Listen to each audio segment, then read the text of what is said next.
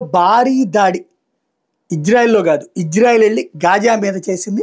31 మంది చనిపోయారు. 150 మంది గాయాలని. గాజాలో మానవతా సాయం పంపిణీ కూడా రక్తసిక్తమవుతుంది. ఆహారం కోసం, అత్యవసర సరుకుల కోసం వచ్చిన పాలస్తీన్ల మీద ఇజ్రాయెల్ సైన్యం ఆదివారం ఉదయం కాల్పులు జరిపింది.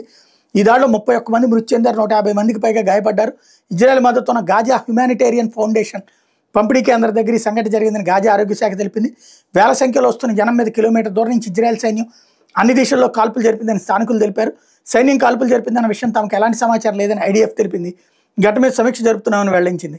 ఎలాంటి ఆటంకాలు లేకుండా సాయం పంపిణీ జరిగిందని జిహెచ్ఎస్ పేర్కొంది. ఇక్కడే వీళ్ళు ఎప్పుడు పచ్చి మోసమే. పాలస్తీనా ప్రభుత్వం అంటే తీవ్రవాదుల ప్రభుత్వం, హమాస్ ప్రభుత్వం. ఎప్పుడు అబద్ధాలు చెప్తూనే ఉంటారు. మొన్న కూడా ఏది హాస్పిటల్ మీద దాడి అన్నారు. తీరా చూస్తే దాని కిందనే వాళ్ళ కమాండ్ కంట్రోల్ రూమ్ ఉంది. అంటే వాళ్ళు చచ్చిపోయింది తీవ్రవాదులైనా సరే ప్రజలనే చెప్తారు. ఆ తీవ్రవాదులు ఈ వృద్ధులని, మహిళల్ని, సాధారణ ప్రజల్ని తమ చుట్టూ పెట్టుకుని వాళ్ళు చచ్చే ముందు ఆ జనాల్ని చంపిస్తారు.